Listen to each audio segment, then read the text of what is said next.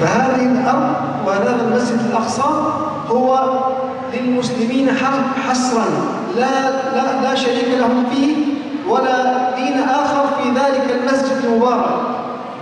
وإن كان النصارى لهم ميزة أن لهم كنيستهم، لأنه عندما فتحت القدس على يد عمر بن الخطاب رضي الله عنه، وقد كان ذلك مذكور في كتب التوراة والإنجيل التي لم تحرف بعد، صفة من سيفتح ذاك المسجد كانت مذكورة بالتفصيل. فعندما جاء عمر رضي الله عنه واستلمها سلما لا حربا من النصارى، ورأوا عليه علامات من سيستلم مفتاح هذا المسجد، وكان قد دخل كنيستهم في كنيسة القيامة بجوار المسجد الأقصى وليس داخله، فقالوا له حين حانت الصلاة أن يصلي هنالك، فقال لهم أخشى أن يتخذ المسلمون مسجدا من بعدي، فترك لهم كنيستهم ومنع يهود أن يشاركوا المسلمين والنصارى في تلك المدينة المباركة إيلياء، وكتب وثيقته العهد العمرية أن لا يجاور اليهود والنصارى المسلمين والنصارى فيها يهودي.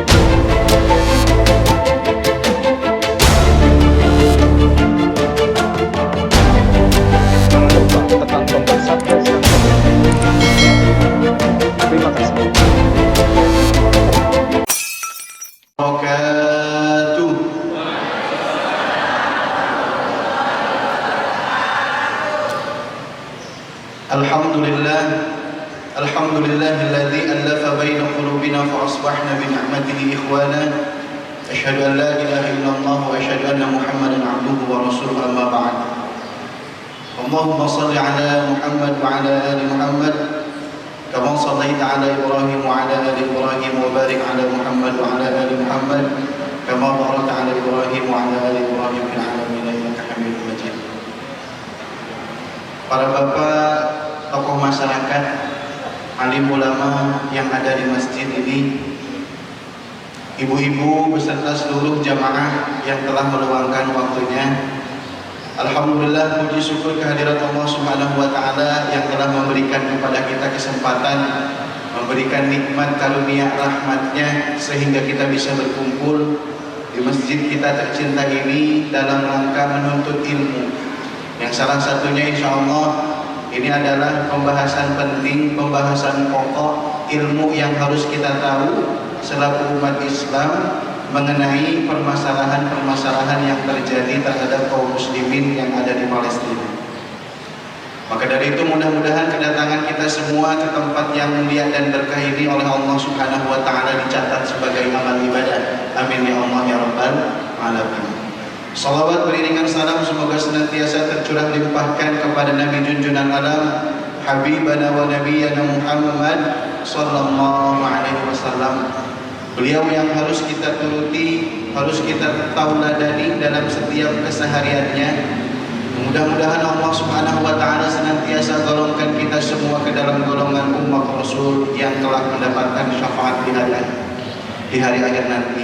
Amin ya Allah ya rabbal alamin.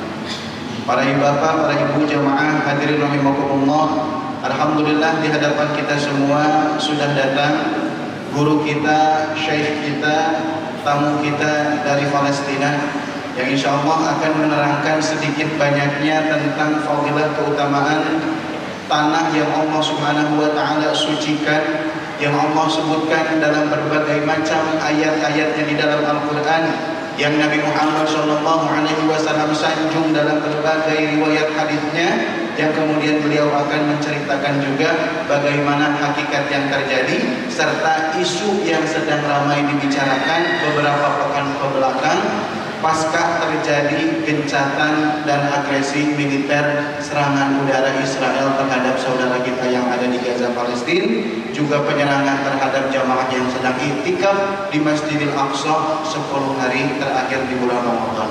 Oleh karena itu, mari kita dengarkan, kita simak, kita sama-sama memperhatikan apa yang akan disampaikan oleh beliau. Wa ta'ala nastami'u ila al-kalimat wal muhadharah min fadilati Syekh Ibrahim Falwaktu iya.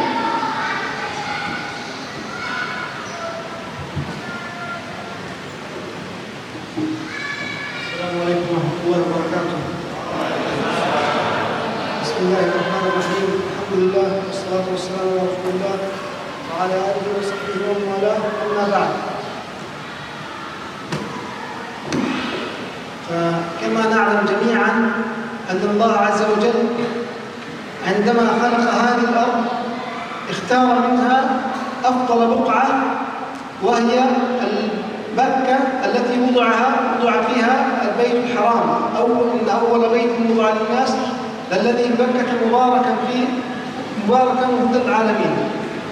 فعندما وضع الله ذلك البيت بعده ب40 عام وضع المسجد الأقصى. لما؟ لأهمية هذا البيت وصلته الوثيقة بالبيت الأول، فكلاهما كان قبلة للمسلمين. فالمسجد الأقصى هو القبلة الأولى للمسلمين على هذه الأرض عندما بعث النبي صلى الله عليه وسلم. Ini ibu-ibu pada paham dan ngerti nggak Bu? Saya kira pada lihat ke depan semua itu paham. Pokoknya kalau bahasa Arab mah jawabannya amin aja ya. Baik Bapak-Bapak, insya Allah kita akan sama-sama terjemahkan supaya bisa dipahami perkataan beliau. Allah Subhanahu wa Ta'ala tatkala menciptakan dunia beserta isinya, maka ketika Allah Subhanahu wa Ta'ala turunkan Nabi Adam alaihi salam ke atas muka bumi ini untuk mengemban risalah menjadi khalifah di atas muka bumi ini sehingga bisa memakmurkan dunia serta isinya, maka Allah telah menciptakan, menunjuk sepetak tanah yang ada di atas muka bumi ini menjadi tempat yang Allah sucikan. Yang pertama, Allah Subhanahu wa Ta'ala perintahkan untuk membangun sebuah masjid. Awwalu masjidin wudi'a fil ardi awwala. Masjid yang pertama ada di atas muka bumi ini. Maka dijelaskan oleh beliau tadi, Allah perintahkan untuk membangun sebuah masjid yang namanya Al-Masjid Al-Haram. Masjidil Haram terletak di mana, Bu? Di Makkah Al-Mukarramah. Bukan hanya sampai di situ, ternyata Allah menginginkan, Allah perintahkan kepada Nabi Adam alaihi salam, yang menurut keterangan para ulama, beliaulah yang pertama kali meletakkan pondasi-pondasi yang ada di sekitaran Masjidil Aqsa, yang kemudian kita mengenal arba'una sana, 40 tahun pasca pembangunan Masjid Al-Haram, Allah perintahkan untuk membangun pondasi Masjid Al-Aqsa, sehingga kita mengetahui pasca peristiwa Isra Mi'raj, Masjid Al-Aqsa ini ditunjuk oleh Allah Subhanahu wa Ta'ala, diturunkan perintah salat, maka salat kita, salatnya Nabi Muhammad beserta para sahabat pertama kali 16 sampai 17 bulan salatnya menghadap ke Masjid Al-Aqsa. Maka Masjid Al-Aqsa, Baitul Maqdis, yang sekarang kita mengetahui negara Palestina yang sedang terjajah, merupakan tempat yang kedua Allah perintahkan untuk membangun di dalamnya masjid, dinamakan Masjid Al-Aqsa, dan kemudian di dalamnya dijadikan oleh Allah Subhanahu wa Ta'ala Al-Qiblatul Ula, kiblat pertama bagi umat Islam.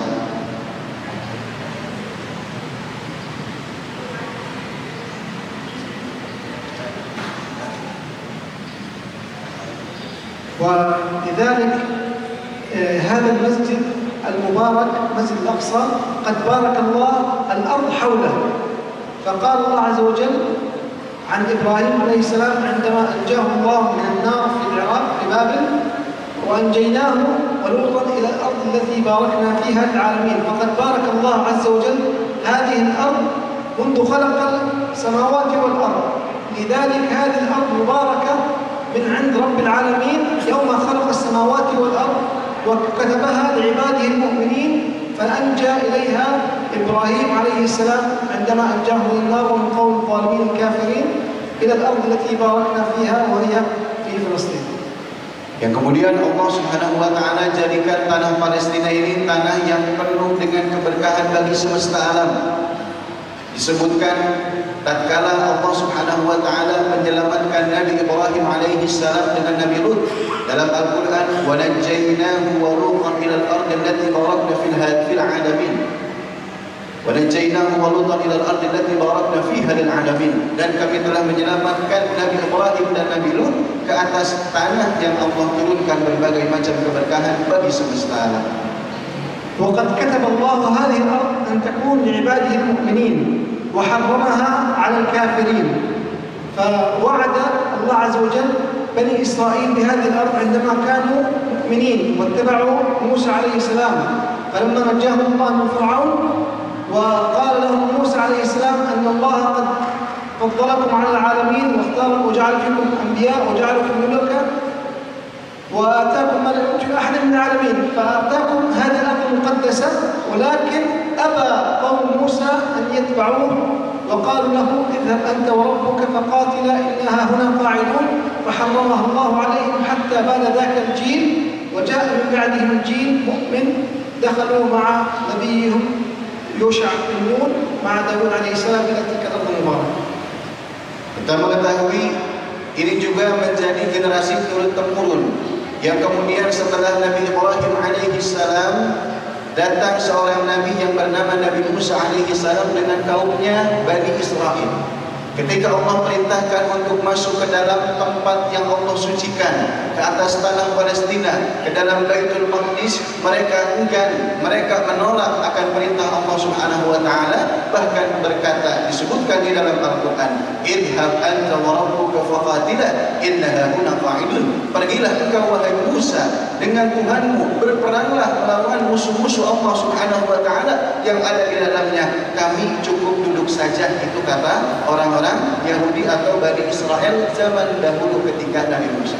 Hingga akhirnya oleh Allah Subhanahu wa taala dilaknat, mereka mencari tempat ke sana kemari, yatihuna fil ard, hingga datang seorang Nabi Yusha bin Nun. Kemudian setelah itu menjadi mereka taat lagi terhadap perintah Allah Subhanahu wa taala sehingga bisa masuk ke dalam tempat yang telah Allah Subhanahu wa taala janjikan kepada Bani Israel. فهذه الأرض قد كتبها الله لعباده المؤمنين، وكما نعلم أن المؤمنين والمسلمون ليسوا فقط أتباع أمة محمد صلى الله عليه وسلم، بل الإسلام هو دين آدم عليه السلام إلى أن يرث الله الأرض ومن عليها، فكما قال الله عز وجل إن الدين عند الله الإسلام، فكل أنبياء الله مسلمون، ولا يوجد كما يزعم اليهود أنهم إبراهيميون وأنهم يتبعون إبراهيم، فإبراهيم كان مسلما ولم يكن يهوديا ولم يكن نصرانيا، كما قال الله عز وجل وما كان إبراهيم يهوديا ولا نصرانيا ولكن كان حنيفا مسلما وما كان من المشركين. Jadi jangan sampai kita salah perspektif bahwasanya tanah yang telah Allah janjikan ini Allah berikan terhadap hamba-hambanya yang saleh, hamba-hambanya yang taat kepada Allah Subhanahu wa taala. Maka seluruh nabi sebelum Nabi Adam alaihi salam, ketika Allah perintahkan untuk mensyiarkan dakwah tauhid, mereka adalah orang-orang Islam yang taat dan patuh kepada perintah Allah Subhanahu wa taala. Sehingga kalau kita mendengar bahwasanya kami adalah pengikut Nabi Ibrahim, ini adalah sebuah pandangan yang salah, pandangan yang harus diluruskan. Karena sesungguhnya Allah Subhanahu wa taala tatkala menciptakan dunia dan seisinya, kemudian menurunkan Nabi Adam alaihi salam dari surganya, yang kemudian Allah turunkan risalah tauhid untuk mengajarkan menyembah Allah Subhanahu wa taala, maka seluruh nabi dan rasul mulai dari Nabi Adam alaihi salam hingga Nabi Muhammad sallallahu alaihi wasallam membawakan sebuah risalah tauhid, beribadah kepada Allah Subhanahu wa taala, yang kemudian Allah tegaskan di dalam Al-Qur'an, "Inna dina 'indallahil Islam." Sesungguhnya agama yang Allah ridhoi adalah agama Islam semata. Karena itulah ini menjadi sebuah kewajiban kita untuk senantiasa berada di jalan dan trek yang telah Allah Subhanahu wa taala gariskan. فهذه الأرض وهذا المسجد الأقصى هو للمسلمين حصرا لا شريك لهم فيه ولا دين آخر في ذلك المسجد المبارك، النصارى لهم ميزة أن لهم كنيستهم، لأنه عندما فتحت القدس على يد عمر بن الخطاب رضي الله عنه، وقد كان ذلك مذكور في كتب التوراة والإنجيل التي لم تحرف بعد، صفة من سيفتح ذاك المسجد كانت مذكورة بالتفصيل.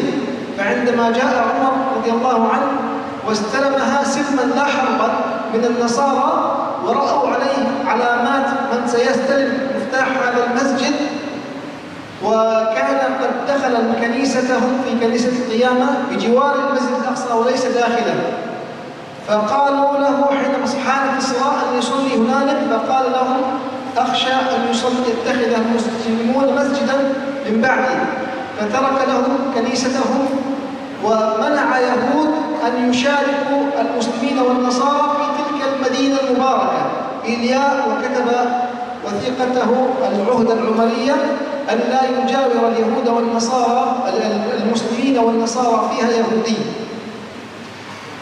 Allah Subhanahu wa Ta'ala telah berikan amanat kepada segenap umat Islam untuk menjaga Masjid Al-Aqsa. Meskipun kita lihat bahwasanya di dalam komplek Baitul Maqdis dan Masjid Al-Aqsa ada sebuah gereja besar tua namanya Kanisatul Qiyamah. Kemudian tercatat dalam kitab mereka Taurat dan Injil, ya, Perjanjian Lama, Perjanjian Baru dan Injil akan datang ciri-ciri orang yang nanti kelak akan membebaskan Baitul Maqdis. Hingga akhirnya kita menyaksikan bagaimana Al-Khalifatul Tsani, khalifah yang kedua Sayyidina Umar bin Khattab, ketika pertama kali umat Islam menginjakkan kakinya ke atas Baitul Maqdis dan menginginkan langsung pemimpin umat Islam yang ketika itu mengambil kunci yang diserahkan oleh pendeta ataupun tokoh agama Nasrani yang ada di komplek Baitul Maqdis, yang alhamdulillah tanpa ada setetes pun darah yang tercucur yang menumpah di atas tanah Masjidil Aqsa, terjadi perdamaian. Meskipun demikian, Umar bin Khattab ternyata melarang adanya keikutsertaan perjanjian-perjanjian antara umat Islam dan orang-orang Nasrani yang ada di Palestina untuk bisa datang dan berkecimpung di dalam perjanjian tersebut orang-orang Yahudi. وبقي المسجد الأقصى مع المسلمين ما بقوا على دينهم ثابتين وصابرين وبدينهم متمسكين. فعندما ضعفت الأمة وانتهى المسلمون بالدنيا سلط الله عليهم أعداءهم من النصارى الذين أفسد دينهم اليهود، فقالوا لهم أن هذا المكان يجب أن يكون بيد بني إسرائيل حتى يعود المسيح في آخر الزمان. فكان طبعا هذا المكر السيء الذي أراد به اليهود أن يجيشوا النصارى الذين أكثر منهم عددا وعدة لضرب أقدس مقدسات المسلمين وهو المسجد الأقصى. Meskipun demikian, kita melihat bagaimana di dalam sejarah tatkala Masjidil Aqsa ini kemudian direbut kembali oleh orang-orang yang tidak bertanggung jawab dari kalangan Prancis Salibis, yang kemudian Masjid Al-Aqsa ini tatkala umat Islam sedang berada pada titik lemahnya, maka kemudian direbut kembali, sehingga kita melihat sampai puluhan tahun di sana tidak pernah dikumandangkan adzan. Dan ini merupakan sebuah bentuk bahwasanya Masjid Al-Aqsa yang kemudian menjadi barometer baik dan buruknya kualitas umat Islam tatkala umat Islam ini berada pada titik lemahnya, maka kemudian akan dikuasai oleh orang-orang lain yang tidak bertanggung jawab. Akan tetapi ketika umat Islam ini berada pada titik kejayaan, pada tatkala ada dalam persatuan, maka Masjid Al-Aqsa yang menjadi barometer baik dan buruknya senantiasa berada di pangkuan umat Islam. ولأهمية هذا المسجد الأقصى في ديننا المبارك أن الله عز وجل أنزل، يعني اختص النبي صلى الله عليه وسلم بأعظم رحلة في التاريخ البشر، فكانت رحلة الإسراء والمعراج من مكة إلى المسجد الأقصى لأهمية هذا المكان المبارك، حتى يعلم المسلمون أن هذا المكان هو المكان الذي يربطهم بالسماء. فمن هنالك عرج النبي صلى الله عليه وسلم إلى السماء السابعة إلى سدرة المنتهى، حيث لم يبلغ نبي مرسل ولا ملك مقرب إلى تلك المنزلة لعظمها ولعظم هذا الركن، وهو الركن الثاني في الإسلام والأول بعد الشهادتين، وهو ركن الصلاة. لأهمية هذا الركن وأهمية هذا المكان وأهمية هذا الرحلة وأهمية هذا النبي، فكل ذلك يعطينا إشارة واضحة من الله عز وجل أن هذا المكان مبارك وعزيز على الله عز وجل، وقد أنزل فيه سورة كاملة، سورة الإسراء، وجعلها الله في نصف القرآن الكريم، الجزء الخامس عشر، ونصف الشيء هو مركزه لأهمية هذه السورة في هذا المصحف. Jadi kita mengetahui karena Allah menginginkan Masjid Al-Aqsa ini diketahui oleh kita semua bahwasanya salah satu di antara tempat penting yang harus kita jaga. Maka Allah tunjukkan melalui sebuah mukjizatnya, peristiwa Isra Mi'raj, ketika Allah perintahkan Nabi Muhammad SAW untuk melakukan perjalanan malam minal Masjidil Haram ila Masjidil Aqsa, dari Makkah Al-Mukarramah dalam perjalanan Isra menuju Masjid Al-Aqsa. Kemudian Allah panggil naik ke Sidratul Muntaha. Ketika itu Allah berikan sebuah oleh-oleh yang sampai saat ini kita senantiasa mengerjakan pekerjaan dan amal ibadah tersebut, tak lain dan tak bukan adalah mengerjakan sholat 5 waktu. Ini merupakan bukti Allah menginginkan kita ini menjadikan Masjid Al-Aqsa sebuah tempat yang penting, yang mana Allah Subhanahu wa taala telah tunjukkan dengan peristiwa besarnya, dengan peristiwa Isra Mi'rajnya, dengan sebuah kejadian yang berada di luar nalar dan logika manusia, sehingga kita bisa memaknai sebegitu pentingnya Allah menjadikan sebuah perintah yang Allah tempatkan dalam posisi kedua setelah syahadat. Allah tempatkan dalam salah satu rukun Islam. Allah jadikan tempat perjalanan Isra Mi'rajnya yang harus senantiasa kita jaga, kita merdekakan, kita berada di dalam perjuangan untuk barisan umat Islam dalam kemerdekaan dan memperjuangkan Palestina, hak-hak yang mereka telah dirampas oleh orang-orang Yahudi. وحاول يهود إفساد هذه الأمة وضربها في خاصرتها عندما أغروا النصارى والأوروبيون بأن يعطوهم جزءا في فلسطين حتى يقيموا كيانهم الغاصب، بعد أن ضاق الأوروبيون باليهود ذرعا من فجورهم وإفسادهم في الأرض. فكما قال الله عز وجل: كلما أوقدوا نارا للحرب أطفأها الله ويسعون في الأرض فسادا والله لا يحب المفسدين. فهذه صفة يهود في القرآن، أنهم يسعون في الأرض فسادا ويشعلون الفتن والحروب بين الأمم، فأفسدوا أوروبا حتى ضاقوا بهم ذرعا وأرادوا التخلص منهم. فكانت المكر السيء لمنظمتهم الصهيونية بأن يعطوهم جزءا من العالم الإسلامي وهو في خاصة الإسلام وهي فلسطين، حتى يعني يدمر هذه الوحدة بين المسلمين بأن يقطعوا هذه الدول إلى كيانات صغيرة يستحوذ عليها واحدة تلو الآخر. Seiring dengan berjalannya waktu, kita melihat sekarang bagaimana perilaku orang-orang Yahudi yang ada di Palestina. Sedangkan Allah Subhanahu wa taala telah berikan kepada kita kabar di antara karakteristik orang-orang Yahudi ini senantiasa menyalakan api fitnah, menjadikan propaganda sehingga terjadi kerusakan di atas muka bumi ini. Kita melihat bagaimana orang-orang Yahudi dengan membentuk sebuah organisasi Zionis yang telah mereka dirikan, mendapatkan dukungan dari berbagai macam negara-negara sekutunya, dari Amerika, Eropa dan lain sebagainya. Mereka ingin menghancurkan, ingin memporak-porandakan dunia ini, yang salah satunya mengambil, merampas hak-hak yang dimiliki oleh umat Islam yang ada di Palestina, sehingga kita mengetahui mulai daripada 1948 dideklarasikannya negara Israel, yang kemudian terjadi penjajahan dan aneksasi, yang pencaplokan daerah tempat-tempat yang ada di Palestina diambil, direbut, dijajah secara sepihak. Dan ini adalah bukti bahwasanya apa yang telah difirmankan oleh Allah Subhanahu wa taala daripada sifat dan karakteristik orang-orang Yahudi mulai dari zaman dahulu sampai sekarang memang adanya seperti itu. وبعد أن زرع هذا الكيان الغاصب في أرض فلسطين ودمروا الخلافة الإسلامية، فقاموا بالاستحواذ على المسجد الأقصى، هذا المخطط الذي هو بداية تدمير الأمة الإسلامية. فبعد تجزئها والقضاء على وحدتها أن يقضوا على رموزها وأقدس مقدساتها بعد المسجد الحرام وهو المسجد الأقصى. فحاولوا حرقه عندما احتلوه في سنة 1967 وحاولوا تدميره، ولكن الله عز وجل سلم وحفظ المسجد الأقصى منهم وبفضل الله عز وجل، ثم المرابطين من إخواننا هنالك الذين دافعوا عنهم بأجسادهم العالية بالسلاح والأيديهم الخالية من أي قوة إلا قوة الإيمان في قلوبهم، فدافعوا عنه وما زالوا يدافعون عنه، وما زال اليهود يحاولون تدمير هذا المسجد الأقصى تارة بالإحراق وتارة في الحفر من أسفل هذا المسجد حتى ينهار ويبنوا هيكلهم المزعوم لينهوا وأقدس مقدسات الإسلام. Kemudian tahun 1967 ini merupakan tahun pertama kali tatkala orang-orang Yahudi, khususnya ekstrem kanan Yahudi, mereka masuk ke dalam komplek Masjidil Aqsa.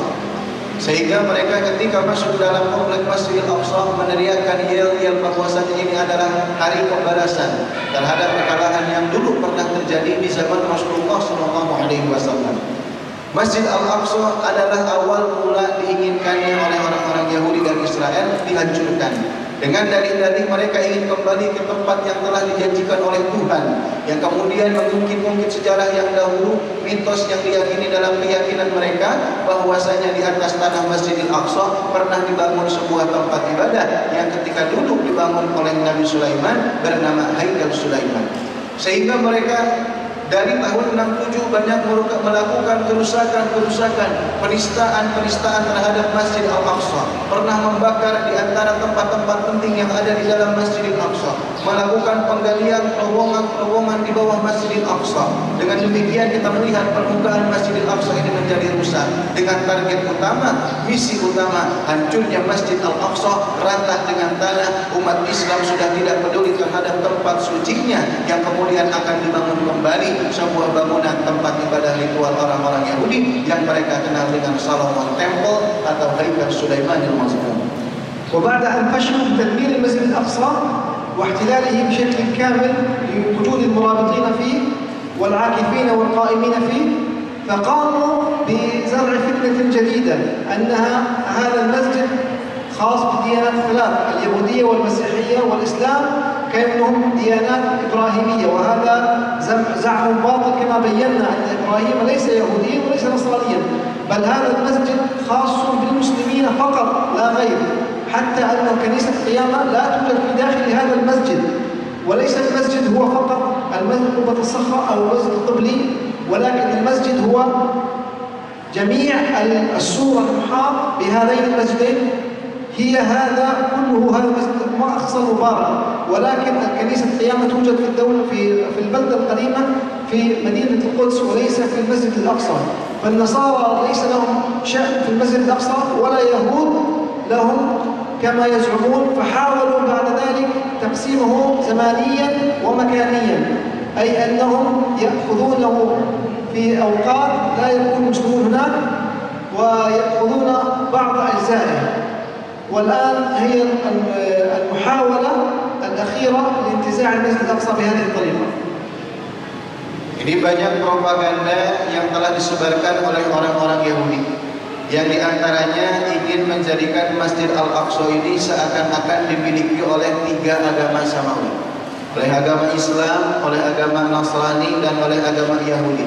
Sehingga mereka banyak menyebarkan informasi bahwasanya agama Ibrahim itu semua memiliki hak untuk memiliki kewenangan terhadap Masjid Al-Aqsa. Padahal kita sendiri mengetahui di dalam Al-Quran, maka Nabi Ibrahim Yahudian wala Nasraniyan. Nabi Ibrahim itu tidak beragama Yahudi dan tidak pula beragama Nasrani, akan tetapi agama Hanif, agama Islam, Muslim, taat, tunduk terhadap perintah Allah Subhanahu wa taala. Dan salah satu bukti nyata daripada propaganda yang telah disebarkan oleh orang-orang Israel, orang-orang Yahudi, ini merupakan kebatilan bahwasanya Masjid Al-Aqsa adalah dimiliki oleh tiga agama samawi, agama Islam, agama Nasrani, agama Yahudi. Salah satu bukti yang nyata dan realnya kita mengetahui gereja atau Kanisatul Qiyamah yang berada di dalam kota tua Al-Quds itu bukan berada di dalam Masjid Al-Aqsa. Sehingga ini menjadi sebuah dalil ataupun bukti yang nyata bahwasanya agama Nasrani tidak memiliki berhak terhadap kepemilikan mendirikan Masjid Al-Aqsa. Terlebih orang-orang Yahudi dengan yang mereka akui agamanya tidak memiliki berhak terhadap Masjid Al-Aqsa, sehingga kita mengambil kesimpulan Masjid Al-Aqsa ini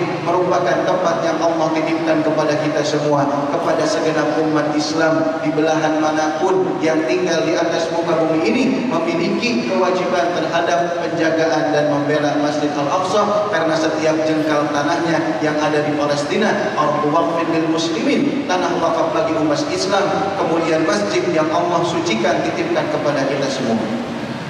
وحتى نعرف ما هي يعني خلفيات هذه الاعتداءات التي حصلت في المسجد الأقصى في شهر رمضان المبارك الفائت، نذكر أن هذه كانت يعني أولها أوضحها في عهد الهالك شارون عندما حاول الاعتداء على المسجد الأقصى ودخوله عنوة مع جنوده في سنة 2000 عندما قامت انتفاضة المسجد الأقصى الانتفاضة الثانية، فسقط هناك عدد من الشهداء وبقي المسلمون يحاولون أن يدافعوا عنه حتى يعني وارتجع شارون ومن معه عن هذه المحاولات البائسة لاحتلال المسجد الأقصى وتقسيمه مكانيا وزمانيا.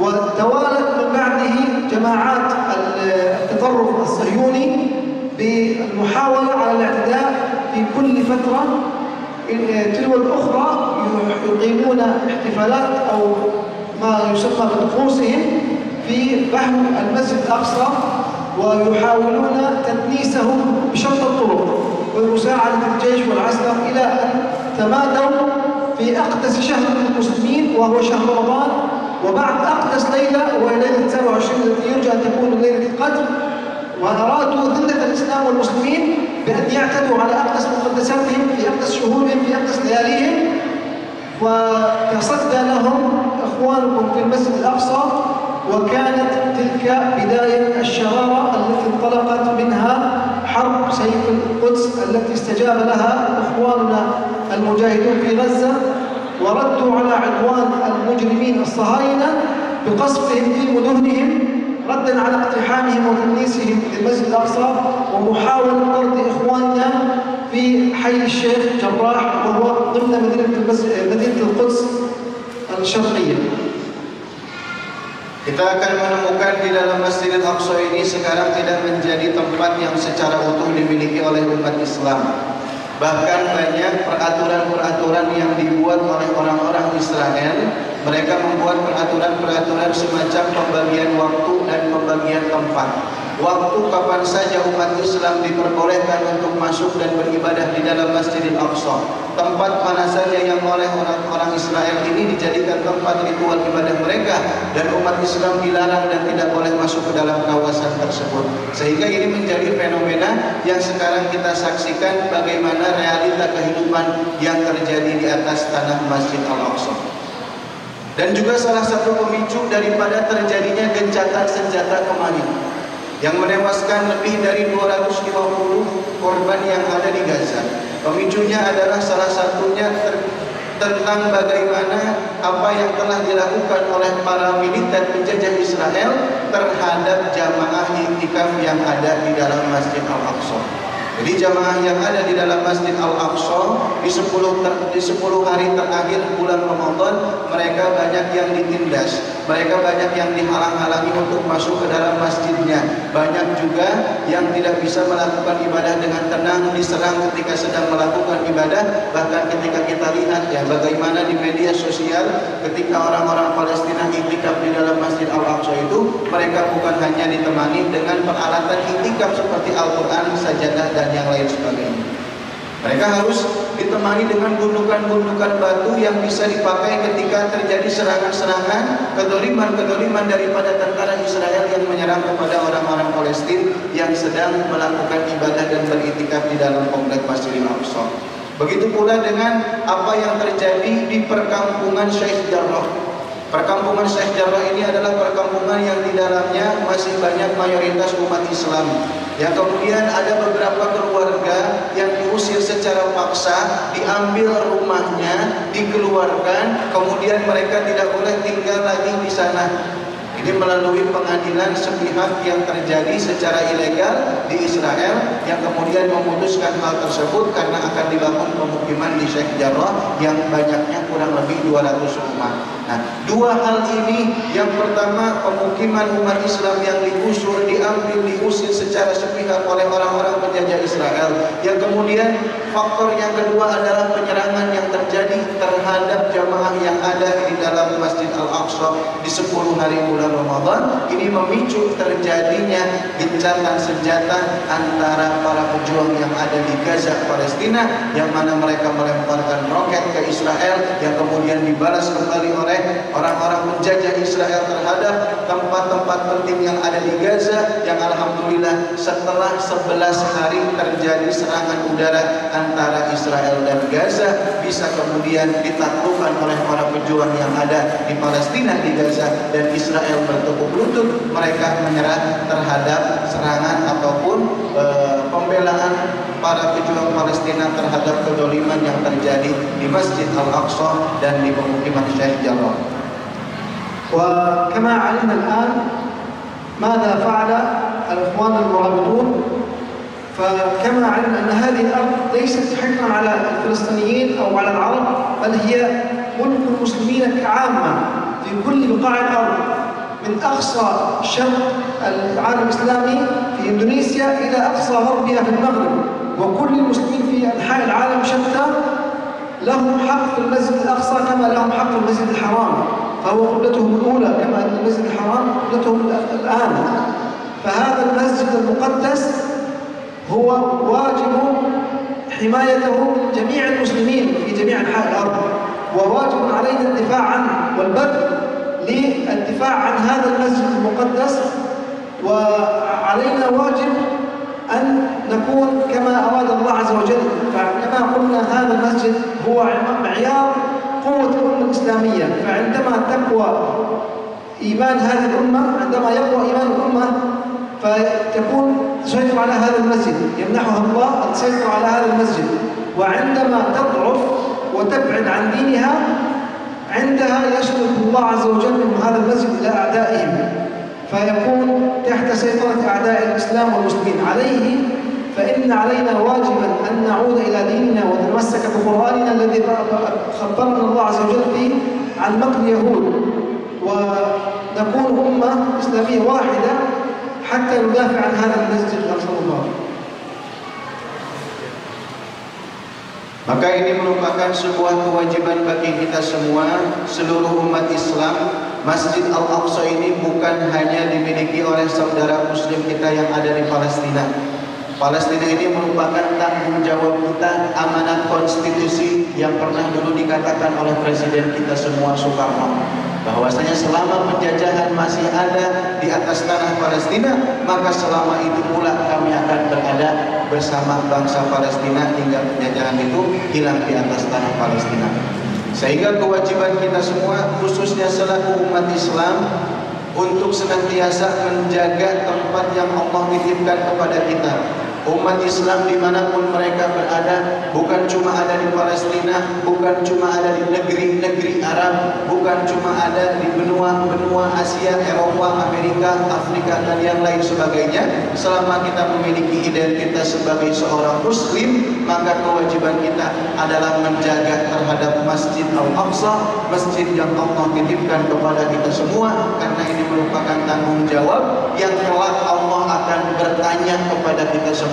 Apa yang telah engkau lakukan, apa yang telah engkau berikan untuk Masjid Al-Aqsa, untuk membebaskan saudaramu yang sedang tertindas dan terzalimi di atas tanah Palestina. Maka dengan gerakan-gerakan, aksi-aksi kemanusiaan, berbagai macam upaya yang bisa kita lakukan untuk meringankan beban saudara muslim kita yang ada di Palestina, meskipun kita berada di negeri yang jauh daripada tempat tersebut, tapi insya Allah segala bentuk kebaikan akan diterima oleh Allah Subhanahu wa Ta'ala dan menjadi bentuk pertanggungjawaban tatkala Allah bertanya pada hari kiamat nanti.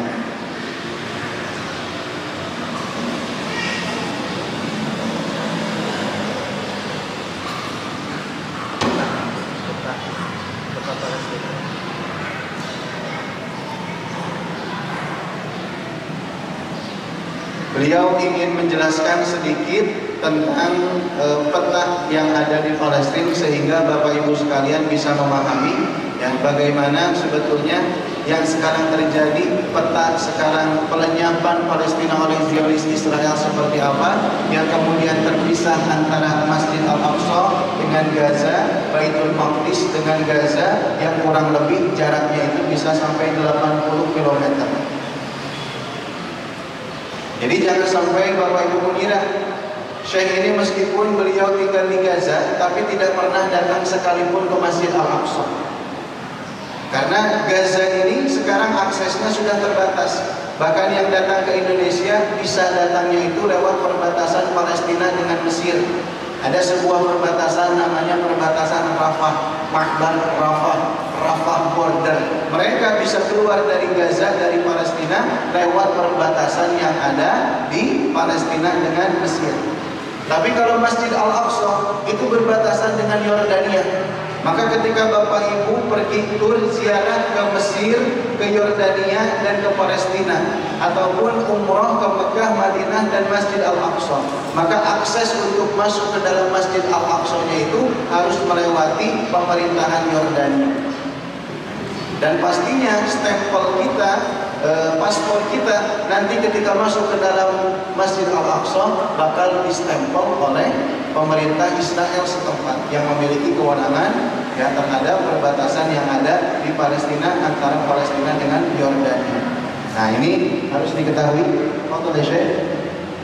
كما نرى في الخريطة الثانية من اليسار عندما احتلت أو الخريطة الأولى عفوا الخريطة الأولى من اليمين عندما احتل الصهاينة في أول ما احتلوا في سنة 1948 احتلوا الخريطة الثانية من اليسار نعم الجزء الأبيض فقط. الخريطة الثانية من اليسار الجزء الأبيض هو ما يدعون أنه إسرائيل وليس لهم كيان هناك ولا دولة، فهي كيان غاصب. الخريطة الثانية من اليسار الجزء الأبيض هذا ما يسمى إسرائيل، والجزء الأخضر هو الضفة الغربية وقطاع غزة. قطاع غزة الذي على اليسار الخريطة الثانية من اليسار الجزء الأخضر على اليسار هذا قطاع غزة، والجزء اليمين الأخضر هذا الضفة الغربية. فترى الضفة الغربية فيها يعني تجزر وقطاعات بينها وبين مدنها ويفصلها عن مدنها بعض المستوطنات والمدن ما يسمى إسرائيلية في نصفها. Ini peta pelenyapan Palestina oleh kaum Zionis Israel. Ya, terjadi mulai dari tahun 1946. Israel yang dulu statusnya cuma numpang minta tanah, mereka ingin dapat sedikit lapak karena diusir dari Eropa, yang akhirnya dari tahun 1946 kita lihat petanya yang paling kiri yang warna hijau ini adalah peta Palestina yang aslinya. Kemudian selang 1 tahun ribut terjadi, banyak bentrokan di Palestina, hingga akhirnya kalau Bapak Ibu tahu sampai tahun ini PBB sudah mengeluarkan sidangnya hingga 48 kali. Jadi memang betul Yahudi ataupun Israel ini merupakan bangsa yang bandel. Kalau kata Bapak Haikal itu disebut bangsa yang paling bandel. PBB aja mengurusi ini hingga 48 kali terjadi sidang untuk mengeluarkan resolusi-resolusi perdamaian yang terjadi di antara orang-orang Palestina dan orang-orang Israel. Nah, yang seakan-akan mereka ini ingin kembali ke tempat yang telah dijanjikan, padahal ini merupakan sebuah penjajahan murni mutlak yang terjadi dari tahun 1946 hingga sekarang. Selang 1 tahun dari tahun 1946 hingga tahun 1947 itu keluarlah resolusi PBB yang membagi 2 tanah kawasan Israel dan tanah kawasan Palestina. Kita lihat yang berwarna putih itu adalah tanah Palestina, dan yang berwarna tanah yang putih itu adalah tanah Israel. Kemudian yang berwarna hijau ini adalah tanah Palestina. Yang sebelumnya dominan di sebelah kiri, kemudian loncat ke kedua sebelah kiri, dan peta kedua sebelah kiri, hijaunya menjadi sedikit.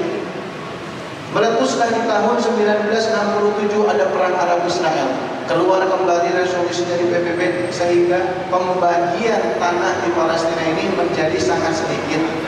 10.000 km persegi itu diberikan kepada Palestina dan 70.000 km persegi itu diberikan wilayah tanahnya kepada Israel, sehingga menyisakan dua tempat yang masih bertahan, ada Gaza dan ada tepi barat, ya, West Bank dalam bahasa Inggrisnya. Dalam bahasa Arab disebut dengan Dhofah Al-Warbiyah, itu tahun 1967. Nah, ini terakhir pasca ada keputusan pembagian tempat-tempat, bahkan Al-Quds, Yerusalem ini ingin dijadikan ibu kota daripada Israel, ya, secara sepihak dengan dukungan Amerika Serikat. Kita lihat 2020 ini semakin sedikit dan tersisihkan.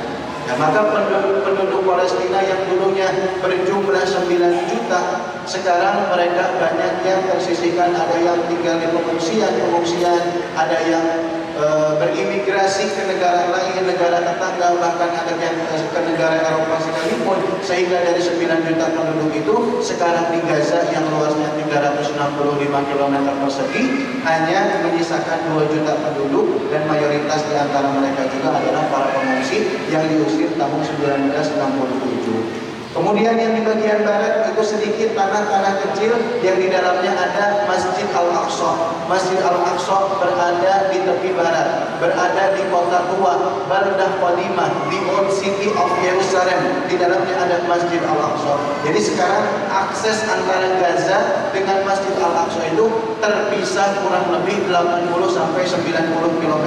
Maka tidak aneh, beliau lahir di Gaza, beliau besar di Gaza, tapi tidak pernah datang berkunjung ke atas tanah Masjidil Aqsa. Ya, padahal kalau kita lihat Indonesia, Bapak Ibu bisa pergi dari Jawa ke Sumatera, bisa. Ibu bisa pergi dari Jawa ke Kalimantan, bisa. Saya bisa pergi dari Jawa ke Sulawesi, bisa. Karena apa? Masih berada dalam satu kesatuan negara, kesatuan Republik Indonesia. Tapi di Palestina karena sudah ada penjajahan dan mereka tidak bisa mengakses jalan, ya itu ini dan yang lain sebagainya, sehingga kita bisa melihat bagaimana nasib yang sekarang sedang terjadi terhadap saudara muslim kita, khususnya yang ada di atas tanah Palestina. Ini kurang lebih yang bisa dipahami oleh Bapak Ibu sekalian bagaimana peta penyamapan Palestina oleh Zionis Israel.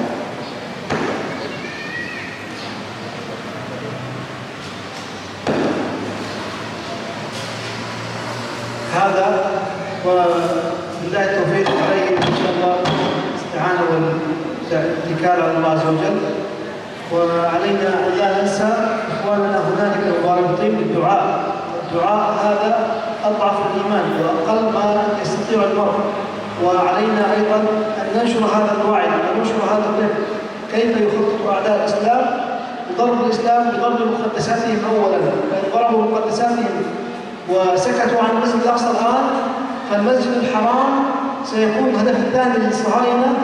فاذا دمروا جميع رموز الاسلام لم يبقى للإسلام والمسلمين هوية، فأصبح المسلمون في بلادهم أقليات تنهشهم أعداؤهم، كما قال النبي صلى الله عليه وسلم: تتكالب عليكم الأمم كما تتكالب الأكلة إلى قصعتها.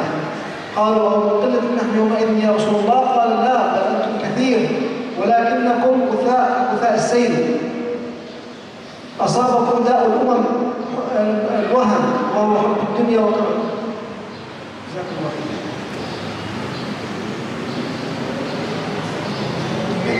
Akhirnya beliau menutup dengan sebuah statement yang luar biasa. Jangan sampai kita ini cuek dan tidak peduli, tidak mau tahu terhadap permasalahan saudara kita yang ada di Palestina. Nah, jangan sampai kita termakan propaganda isu-isu yang menyebar di media sosial. Ya, karena ini merupakan sekali lagi tanggung jawab yang Allah Subhanahu wa taala berikan kepada kita semua. Kalau kita masih acuh tak acuh, masih tidak peduli, tidak mau mengajarkan kepada anak-anak kita, cucu-cucu kita, sanak saudara kita tentang seberapa pentingnya Masjid Al-Aqsa, lambat laun ini akan diambil, dikuasai dan lenyap di atas muka bumi ini, tempat yang Allah pernah sucikan kepada kita semua dan menjadi tanggung jawab umat Islam. Maka paling tidak kewajiban kita selaku umat Islam ini banyak yang bisa kita lakukan, Pak. Selemah-lemahnya iman kita itu paling tidak bisa mengingkari apa yang terjadi di atas tanah. daripada kezaliman-kezaliman dan penindasan-penindasan.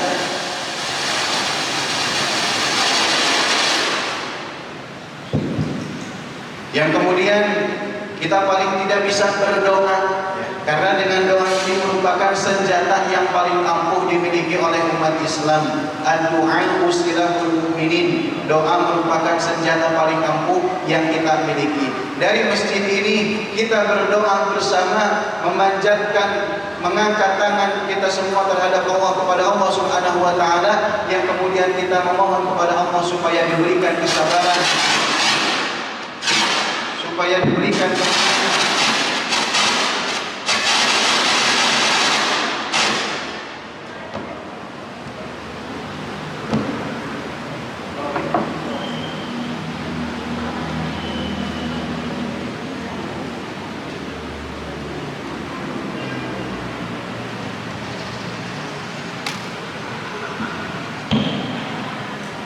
merupakan kewajiban kita semua. Paling tidak dengan doa tersebut insya Allah akan menembus langit dan sampai terhadap saudara muslim kita. Nah, ini alhamdulillah aksi-aksi dukungan kemanusiaan sudah datang dari berbagai macam penjuru dunia. Kalau Bapak Ibu tahu, di Irlandia ini negara muslim atau bukan, Bu? Bukan. Irlandia ada di Eropa. Itu memberikan dukungan besar-besaran terhadap kemerdekaan Palestina. Orang-orang banyak yang aksi turun ke jalan. Kemudian pemerintah bahkan di sana pernah mengibarkan sebulan penuh di depan kantor pemerintahan yang ada di Dublin, ibu kota daripada Irlandia. Karena alasan apa? Karena alasan kemanusiaan. Mereka pernah merasakan bagaimana tidak enaknya dan pedihnya dijajah oleh para penjajah pada zaman dahulu kala. Dengan alasan yang sekecil itu pun lantas menggerakkan hati setiap manusia warga Irlandia sana untuk bisa memberikan support dan dukungannya terhadap rakyat Palestina. Maka kita sering mendengar, no need to be Muslim to stand for Palestine, you just have to be human to stand for Palestine. Tidak mesti kamu ini menjadi seorang muslim untuk bisa memberikan support dan dukungan terhadap Palestina. Nah, maka cukup menjadi manusia, menjadi orang, memiliki rasa kemanusiaan, melihat bagaimana saudaranya manusia lain berada di bawah penjajahan, dianiaya, dizalimi, dibunuh, dibantai. Ini merupakan sebuah rasa empati yang harus senantiasa tumbuh dan muncul di dalam diri kita semua. Maka dengan usaha-usaha, upaya-upaya yang bisa kita lakukan, mudah-mudahan ini menjadi sebuah bentuk kepedulian kita dan bentuk pertanggungjawaban ketika Allah Subhanahu wa taala bertanya kepada kita, "Madza qaddamtum lil Aqsa?" Apa yang telah engkau berikan untuk Al-Aqsa? Apa yang telah engkau perbuat untuk memerdekakan saudaramu daripada penjajahan yang ada di Palestina? Kita bisa menjawab, "Ya Allah, kami pernah berkumpul di masjid ini, kami pernah mengaji, kami pernah berdoa, kami pernah menyumbangkan sedikit daripada harta yang engkau titipkan terhadap saudara-saudara kita yang ada di Indonesia untuk mereka, saudara muslim kita yang ada di Palestina. Ya Allah, kami pernah menyebarkan informasi-informasi, edukasi-edukasi bagaimana yang terjadi, hakikat yang terjadi di atas tanah Palestina. Kami pernah memberikan edukasi tentang pentingnya Masjid Al-Aqsa bagi saudara-saudara muslim kita di penjuru dunia manapun." Maka dengan demikian insya Allah ini akan menjadi jawaban bagi kita semua di hadapan Allah Subhanahu wa taala tatkala Allah meminta pertanggungjawaban kepada kita semua. Kita yakin Pak, Bu, Palestina bakal merdeka. Kita yakin Palestina ini akan kembali ada di pangkuan umat Islam Masjidil Aqsa-nya. Kalau yakin, kita ingin bertanya kepada Bapak Ibu semua. Ya, kita ingin mendengar jawaban yang lantang daripada Bapak Ibu semua. Ketika saya berkata Al-Aqsa milik siapa, semua mengacungkan telunjuknya ke atas dan katakan saya. Bisa seperti itu, Bu? Coba saya ingin mendengar suara yang lantang dari masjid yang indah dan besar ini untuk memberikan support dan dukungannya terhadap saudara muslim kita yang ada di Palestina. Ketika saya berbicara Al-Aqsa milik siapa, semua serempak acungkan telunjuknya ke atas dan katakan saya. Siap? Bisa seperti itu, Pak? Al-Aqsa milik siapa? Al-Aqsa milik siapa? Al-Quds milik siapa? Ketika saya berbicara Indonesia semua katakan merdeka. Ya, sekarang tanggal 1 Juni hari lahir Pancasila. Sebelum kemudian tanggal 14 Agustus dideklarasikan kemerdekaan Indonesia. Maka ini momentum yang sangat tepat Pak untuk membangun sebuah nasionalisme lewat persaudaraan antara Indonesia dan Palestina. Dan kita tahu ternyata di antara negara yang pertama mengakui kemerdekaan Indonesia salah satunya adalah Palestina.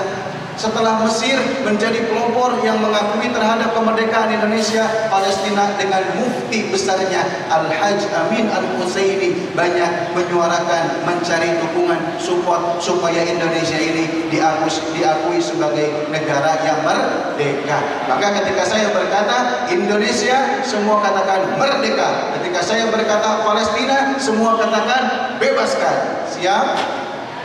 Bisa Pak? Kalau saya bilang Indonesia, jawabannya? Kalau saya bilang Palestina, jawabannya? Al-Aqsa milik siapa? Al-Quds milik siapa? Siap bebaskan Palestina? Siap bebaskan Al-Aqsa? Indonesia? Indonesia? Palestina? Semua kepalkan tangannya ke atas dan katakan takbir, Allahu Akbar. Allahu Akbar. Maka insya Allah dari masjid kita ini, masjid apa namanya Pak?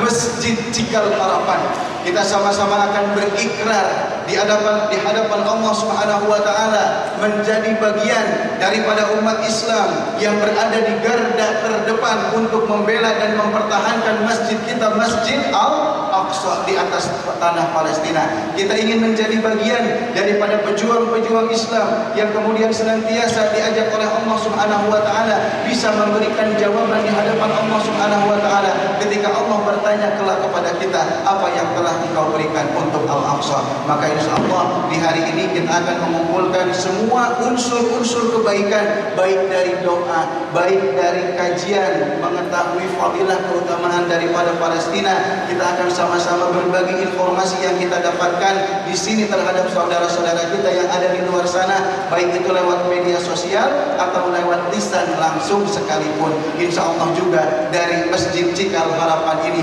sedikit banyaknya kita bisa membelanjakan harta kita di jalan Allah Subhanahu wa taala untuk saudara muslim kita yang ada di Palestina. Siap Bapak Ibu sekalian?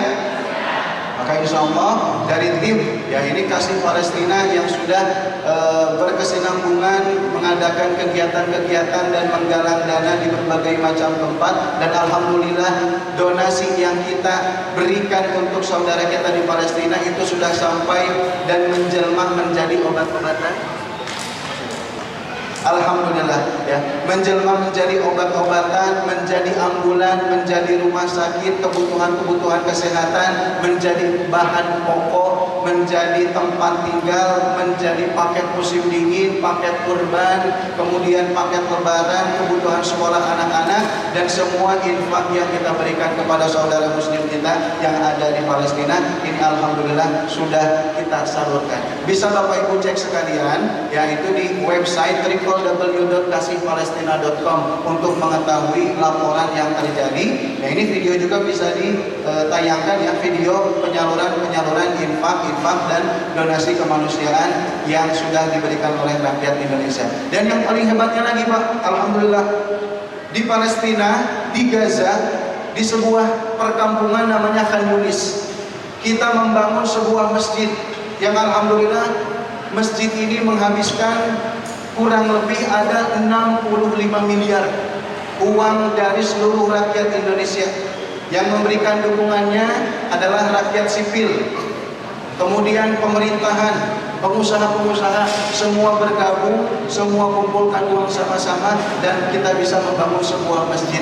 Namanya masjid apa? Masjid Istiqlal Indonesia. Kita tahu Masjid Istiqlal ada di mana Pak?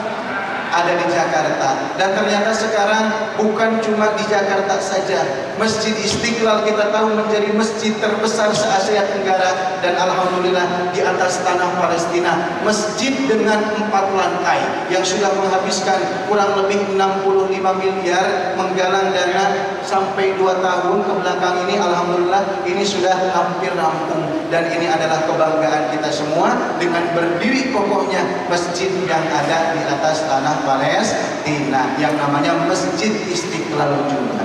Nah ini ya menjadi sebuah kebanggaan bagi kita semua ya, kita memiliki masjid yang besar, yang indah, yang insya Allah ketika Palestina dan Gaza ini nanti kelak dibebaskan ya, yang kemudian akan menjadi negara yang merdeka, kita bisa jalan-jalan, kita bisa main, kita bisa sholat di masjid kita yang sudah dibangun dengan infak-infak dan uang-uang yang kita berikan, dan ini menjadi sebuah kebanggaan untuk kita semua. Nah oleh karena itu kita mengajak kepada Bapak Ibu sekalian ya untuk bisa memberikan kontribusinya.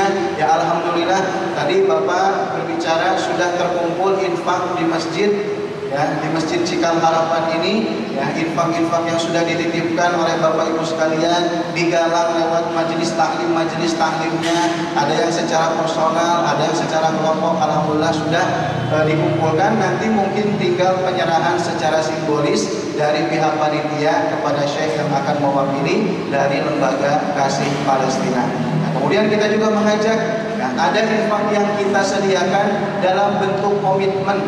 Komitmen ini kita memiliki janji dan komitmen terhadap diri kita untuk membantu saudara muslim kita yang ada di Palestina dalam bentuk komitmen. Komitmen uangnya enggak mesti dibayar satu kali. Misalnya Bapak Ibu komitmen dengan ingin berinfak sebesar 1 juta rupiah, sebesar 5 juta rupiah, sebesar 10 juta rupiah, tapi mau dicicil selama 1 tahun. Boleh seperti itu Ustaz? Boleh. Ustaz saya ingin cicil infak komitmennya selama 2 tahun. Boleh seperti itu Ustaz? Boleh. Ini adalah infak komitmen kita dengan Allah Subhanahu wa taala untuk membebaskan tanah yang telah Allah Subhanahu wa taala titipkan kepada kita semua, setidaknya bukan lewat doa saja, tapi lewat sebagian harta yang Allah titipkan kepada kita, kemudian kita belanjakan di jalan Allah Subhanahu wa ta'ala. Jadi infak komitmen ini adalah infak dengan niat. Yang pertama kita punya niat dulu. Ya, Bapak Ibu pasti mungkin sudah tidak aneh dengan infak komitmen ini ya. Infaknya tidak mesti sekarang, itu bisa ditransfer karena di sini tercantum nomor rekening yang sudah disediakan ya atas nama Yayasan Kasih Palestina ya, yang beberapa tahun ini gencar memberikan bantuan-bantuan kemanusiaan serta pembangunan untuk Palestina, Gaza dan Masjid Al-Aqsa ya. Jadi cara infak komitmen ini cukup Bapak Ibu mendaftarkan diri, punya niat, kemudian tulis namanya, minta nanti diingatkan ya, dengan cara nanti ada yang kontak, ada yang menghubungi dari pihak admin atau CS Kasih Palestina untuk bisa memberikan kabar-kabar, update-update, laporan-laporan sambil mengingatkan komitmen infak yang sudah dimiliki oleh Bapak Ibu sekalian. Ya, jadi infak komitmen ini uangnya nggak mesti sekarang, boleh besok, lusa, bulan depan, bisa dicicil setahun, 2 tahun. Ya, karena kata Rasulullah SAW, man hamma bi hasanatin wa lam ya'malha kataballahu hasanatan kamilah. Orang punya sebuah niat kebaikan, dia belum melaksanakannya, Allah catat secara utuh pahala kebaikan tersebut.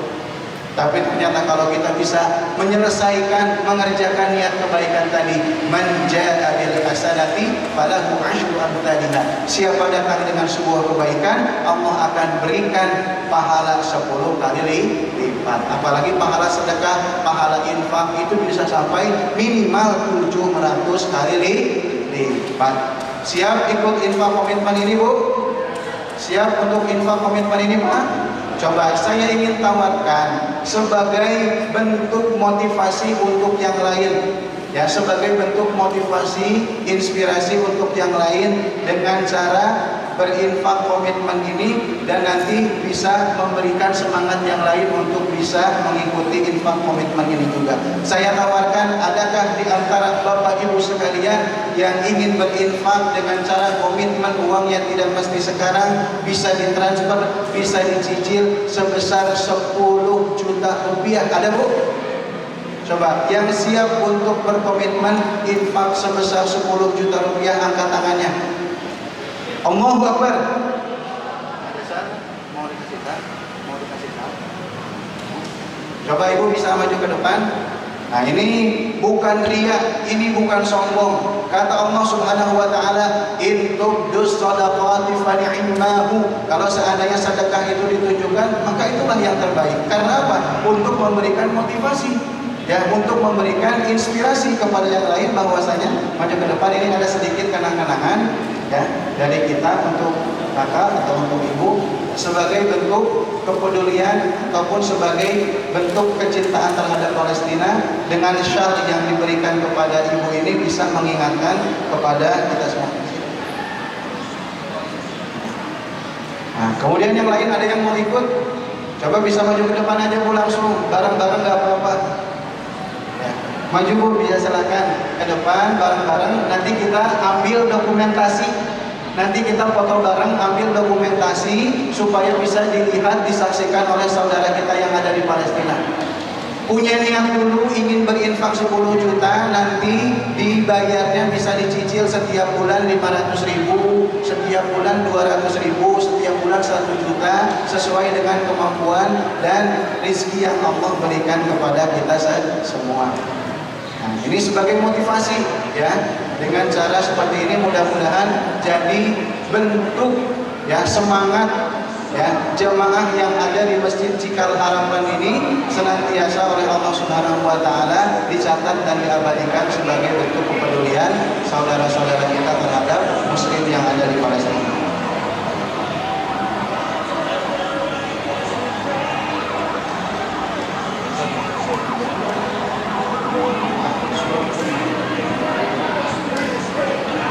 Foto sama sih. Jangan lupa tekan tombol subscribe dan lonceng. Terima kasih.